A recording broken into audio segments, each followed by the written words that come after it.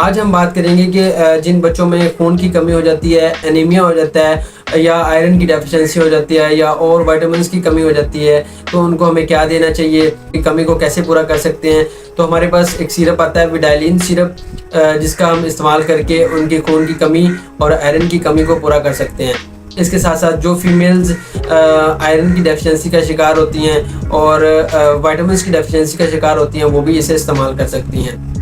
Basically विडालिन syrup बच्चों के लिए बनाया गया है, इन्फेंट्स के लिए बनाया गया है, छोटे बच्चों के लिए बनाया गया है जिनमें विटामिन्स और आयरन की डेफिशिएंसी होती है और उनकी ग्रोथ के लिए ये एलिमेंट्स बहुत ज़रूरी होते हैं। तो सबसे पहले इसके यूजेस की तरफ बात करते हैं। तो एनीमिया को ये ट्रीट करने के लिए इस्तेमाल होता है और साथ साथ आयरन की डेफिशिएंसी है तो आयरन की डेफिशिएंसी को ये पूरा करेगा। और विटामिन B12, फोलिक एसिड और zinc. Vitamin B12, folic acid और जिंक की कमी जिन फीमेल्स में है ड्यूरिंग प्रेगनेंसी या विदाउट प्रेगनेंसी, जिनमें ये एलिमेंट्स की कमी है और जिस्म उनका कमज़ोर होता जा रहा है और उनकी खून की कमी हो रही है, तो ये सिरप वो इस्तेमाल कर सकती हैं। इसके साथ साथ ये एक डाइटरी सप्लीमेंट है, ये मेडिसिन के तौर पर इस्तेमाल नहीं होती बल्कि आपकी नशोनुमा को इंक्रीज करने के लिए एज अ डाइटरी सप्लीमेंट ये दी जाती है। बहुत से डॉक्टर्स इसे बच्चों के लिए प्रिस्क्राइब करते हैं। साथ साथ ये हाइट को इंक्रीज करने के लिए भी बेनिफिशियल है।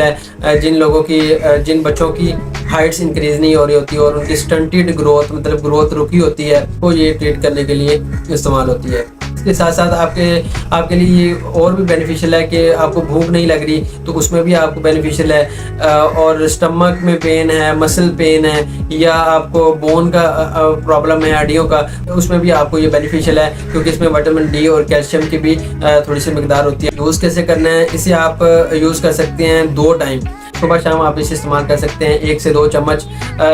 नॉर्मली आप 1 चम्मच इस्तेमाल करें, ज़्यादा सीवियर कंडीशन है तो आप 2 चम्मच भी इस्तेमाल कर सकते हैं, 2 सुबह और 2 शाम। तो साइड इफ़ेक्ट की बात करें तो साइड इफ़ेक्ट इसके बहुत कम है क्योंकि ये डाइटरी सप्लीमेंट है। तो ज़्यादातर डाइटरी सप्लीमेंट जो होते हैं वो अगर बॉडी को नीड होती है तो वो अब्जॉर्ब हो जाते हैं, नहीं तो आपकी फीसिस के दौरान या स्टूल पास होने के दौरान ये निकल जाते हैं, तो बहुत कम होते हैं। अगर थोड़े से साइड इफ़ेक्ट आपके जो शो हों, मसलन के वोमिटिंग वगैरह, एब्डोमिनल पेन वगैरह, तो मसल क्रैम्प्स वगैरह, तो आप अपने डॉक्टर से मशवरा कर लें कि आया मैं इसे इस्तेमाल करूं कि ना करूं। अगर ये कंडीशन आपके होने लग जाए तो आप इसे इस्तेमाल करना बंद कर दें।